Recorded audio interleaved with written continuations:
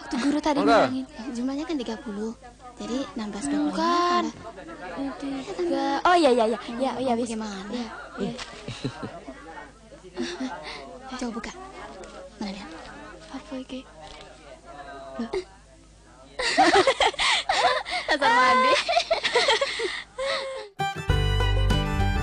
Dunia industri perfilman tanah air semakin berkembang dengan karya-karya anak bangsa. Tak sedikit pula yang mendapat respon positif dari para penonton maupun pencinta film. Seperti yang kalian ketahui, film Indonesia dalam beberapa tahun belakangan ini sedang mengalami peningkatan, baik itu dari segi kualitas ataupun minat penonton. Pada 2018 ada 14 film lokal yang berhasil meraih lebih dari 1 juta penonton. Namun, apakah kalian tahu tentang sejarah dari dunia perfilman tanah air? Industri perfilman Indonesia memiliki perjalanan sejarah yang panjang. Bahkan pada era 80-an, film-film produksi lokal seperti Catatan Si Boy 1987 dan Blok M 1990 menjadi raja di bioskop Indonesia mengalahkan film import. Akan tetapi jauh sebelum tahun tersebut sudah ada sejumlah film yang dinobatkan sebagai film pertama yang diproduksi di Indonesia. Nah, di video kali ini kita akan merangkum 3 film pertama yang diproduksi di Indonesia. Sebelum kita lanjut, jangan lupa untuk subscribe dan tekan tombol lonceng agar kalian tahu kisah tokoh-tokoh dan tempat-tempat sejarah lainnya. Yang pertama, Lutung Kasarung. Lutung Kasarung adalah film pertama yang diproduksi di Indonesia, dahulu Hindia Belanda. Film bisu ini dirilis pada 1926 oleh NV Java Film Company. Disutradarai dan diproduseri oleh L. Huffledorp, sedangkan sinematografinya adalah G. Kregers. Film ini dibintangi oleh para pemeran pribumi, menjadikannya sebagai film pertama yang menampilkan penduduk asli. Pemutaran perdananya di kota Bandung dari tanggal 31 Desember 1926 sampai 6 Januari 1927. Film ini dibuat berdasarkan cerita rakyat Sunda yaitu Lutung Kasarung. Bercerita tentang seorang gadis yang jatuh cinta pada seekor lutung. Pada akhirnya diketahui bahwa lutung itu adalah seorang pangeran titisan Sunan Ambu.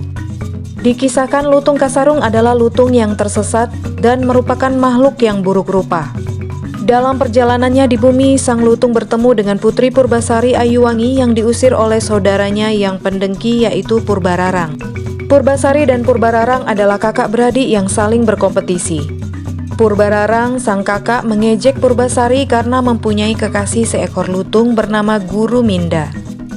Sementara Purbararang sendiri mempunyai kekasih seorang manusia bernama Indrajaya yang sangat ia banggakan. Pada akhirnya terungkap bahwa Guru Minda adalah seorang pangeran tampan titisan Dewi Sunan Ambu. Dalam pembuatan film ini, semua pemeran berasal dari golongan priai.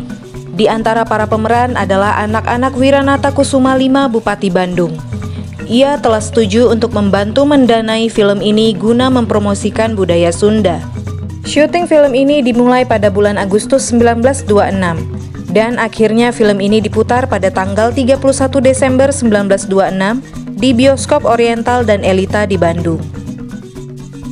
Yang kedua, Elis Aji.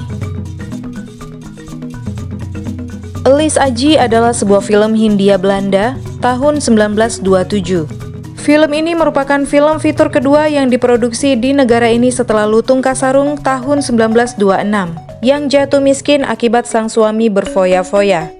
Film bisu ini mengisahkan kehidupan sebuah keluarga pribumi Indonesia. Ia meninggalkan istrinya yang muda dan cantik beserta anaknya. Akhirnya istrinya jatuh miskin dan setelah pria tersebut pulang sekian tahun kemudian, ia dalam keadaan melarat.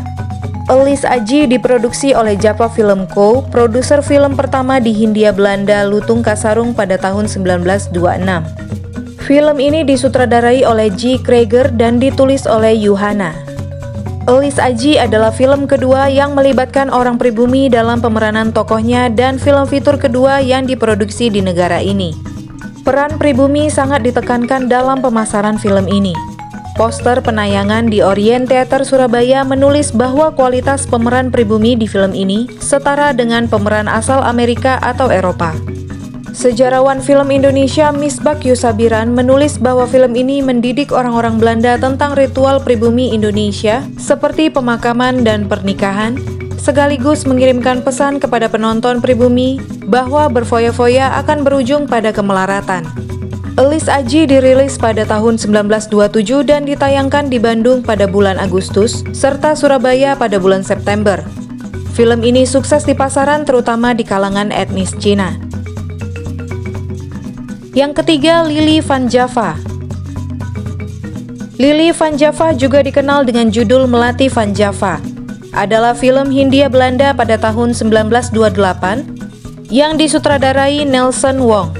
Film ini rencananya diproduksi Sotsy Film dan direkam oleh sutradara berkebangsaan Amerika Serikat. Tetapi akhirnya diproduksi oleh Halimon Film milik Wong bersaudara.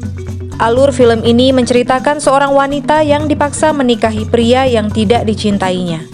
Rincian pemeran dan kualitas peran mereka tidak jelas, tetapi film ini diakui sebagai film pertama dari serangkaian film yang diproduksi Tionghoa Hindia Belanda. Selain sutradaranya, sebagian besar pemainnya juga beretnis Tionghoa. Film ini sangat populer di kalangan masyarakat Indonesia pada saat itu. Bahkan Lili Van Java saat itu diputar berulang kali hingga filmnya rusak. Film bisu ini direkam menggunakan kamera hitam putih. Antar judulnya berdui bahasa Melayu dan Tionghoa. Sejarawan film Amerika Serikat Richard Abel menulis bahwa kualitas teknis film ini layaknya semua film produksi Hindia Belanda waktu itu, sangat buruk dan tidak dapat bersaing dengan film-film impor.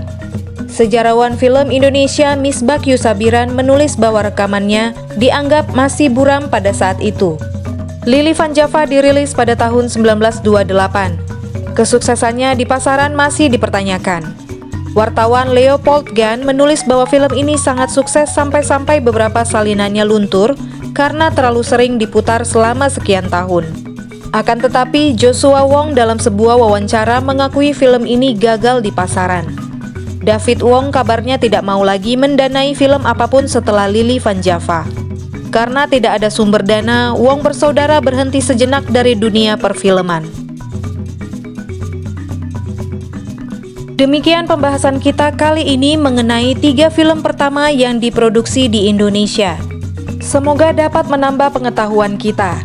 Terima kasih buat kalian semua yang sudah menonton dan sampai jumpa di video berikutnya.